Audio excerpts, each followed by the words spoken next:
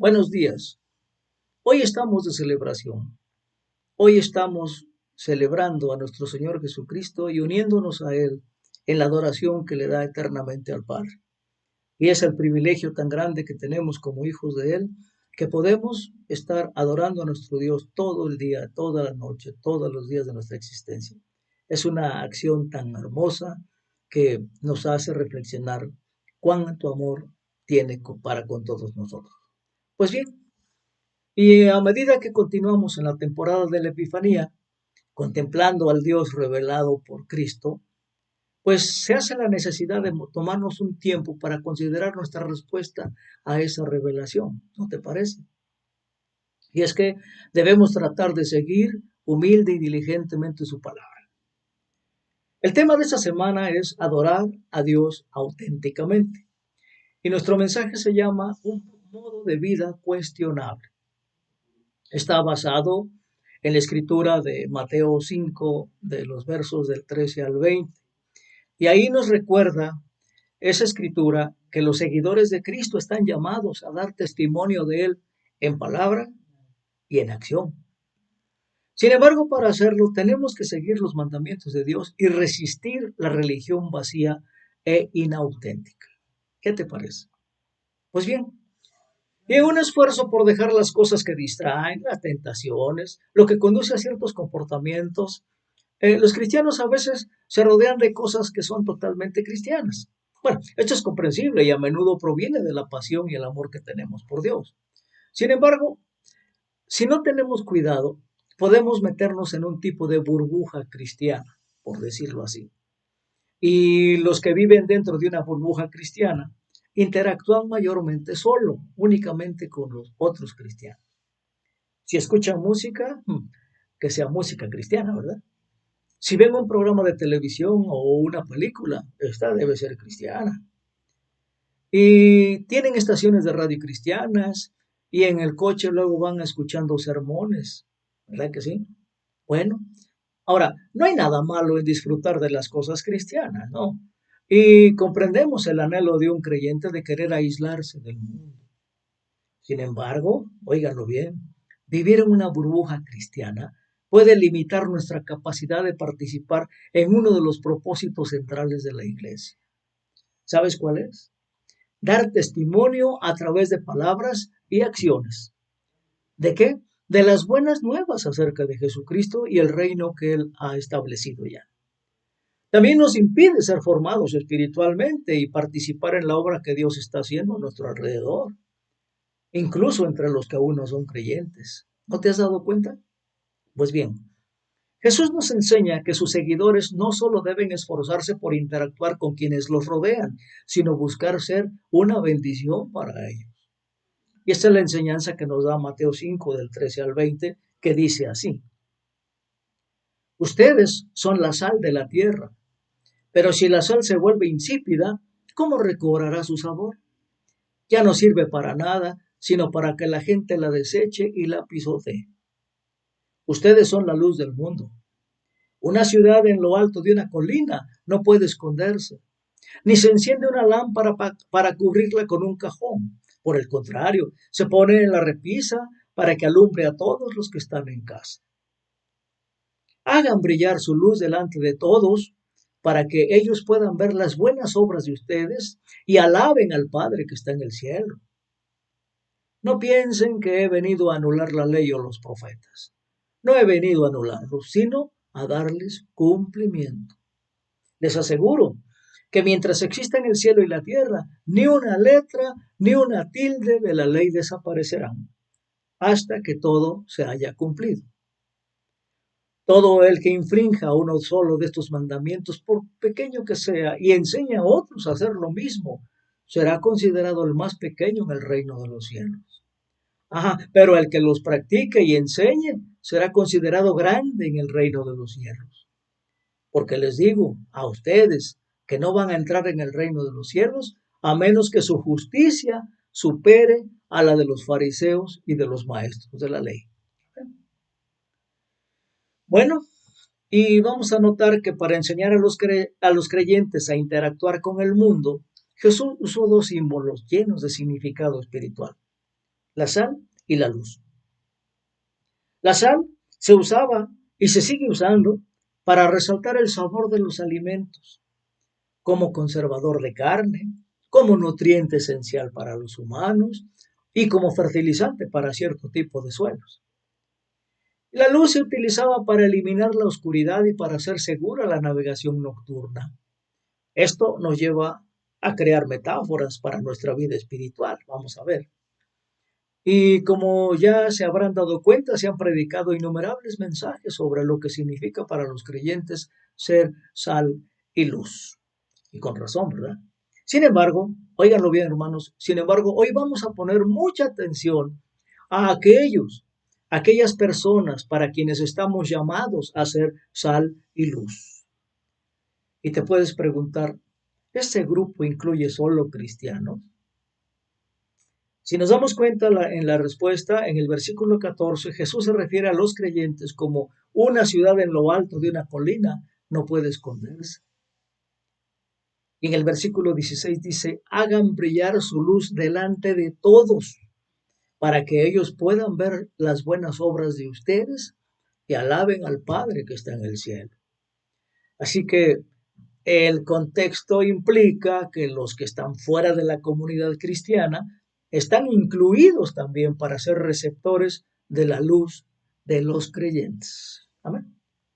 Bien, la gran comisión de Jesús que se encuentra en Mateo 28, del 19 al 20, establece que los cristianos son un pueblo enviado por mandato de Jesús para compartir las buenas nuevas de Él con el mundo.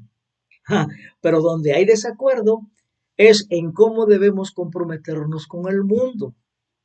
En otras palabras, hermanos, ¿hasta dónde, óiganlo bien, hasta dónde deben llegar los creyentes para ser sal y luz? ¿Qué te parece? Las metáforas de la sal y de la luz nos dan una idea, vamos a ver. Estos símbolos usados por Jesús sugieren que sus discípulos deberían tanto integrar como la sal, como demostrar como la luz. Y usada correctamente, la sal se integra o se mezcla completamente con los alimentos, a tal punto que no la distinguimos del resto de la comida. Solo resalta los sabores que ya están ahí. Pero cuando le echamos más sal a la comida, es la única vez en que nos damos cuenta de su presencia, ¿verdad? ¿Por qué? Porque se le ha agregado demasiada. Bueno, pues así pasa también cuando estamos en una burbuja cristiana. ¿Saben por qué? Porque en esto nos enseña que los cristianos debemos estar plenamente integrados con nuestro prójimo. Y si no lo hacemos, pues entonces la sal empieza a sentirse.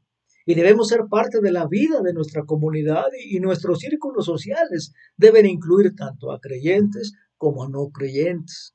Bueno, salvo aquello que interrumpa o dañe nuestra relación con Dios y con los demás, debemos seguir, óiganlo bien, debemos seguir el ritmo de vida de la comunidad en la que Dios nos ha colocado. Y así también estamos llamados a mostrar lo que hemos sido llamados a hacer. ¿Qué es lo que eres, hermano? ¿Sabes qué es lo que eres en Cristo? Un hijo amado de Dios. Y entonces eso es lo que estamos llamados a mostrar. Y en la metáfora de la luz está separada de la oscuridad. Es distinta, es distinguible en cualquier ángulo.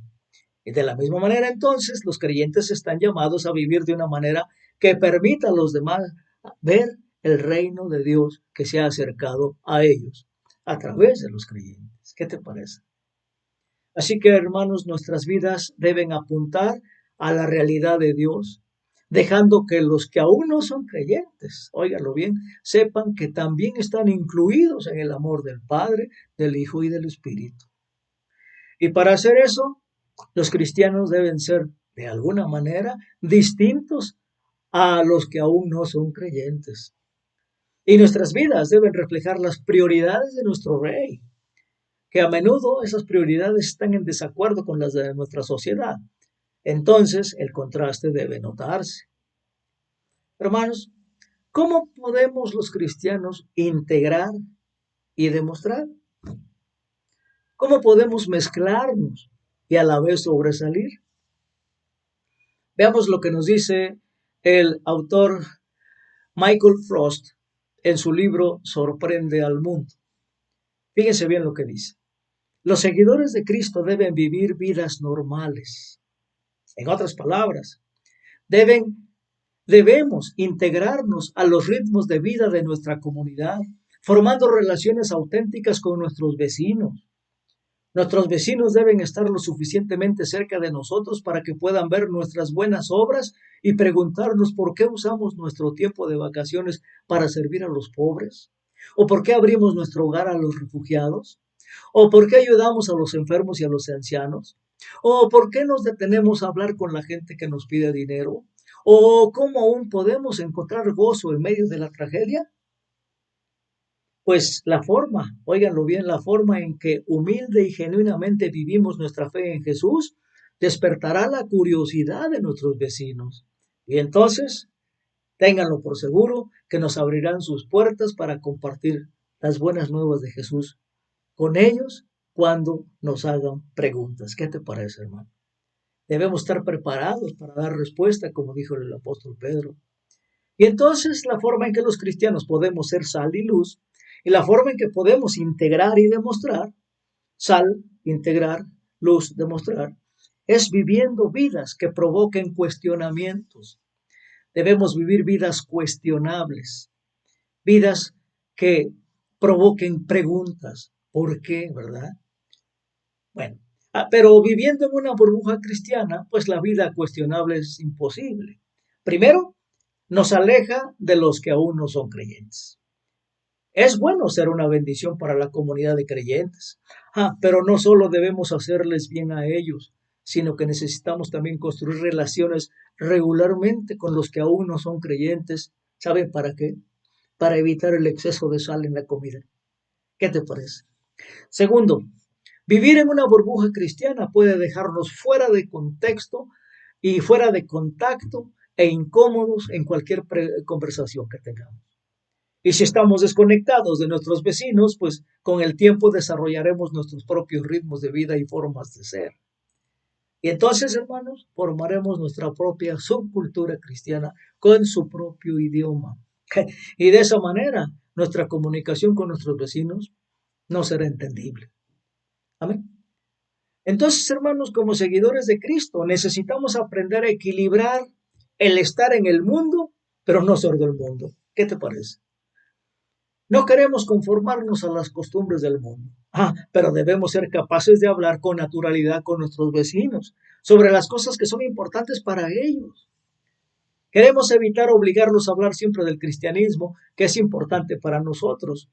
Y dado que nuestra fe en Cristo hace que nos orientemos hacia Dios y hacia el otro, entonces los cristianos deberíamos ser las personas con quienes sea más fácil tener una conversación. ¿Qué te parece?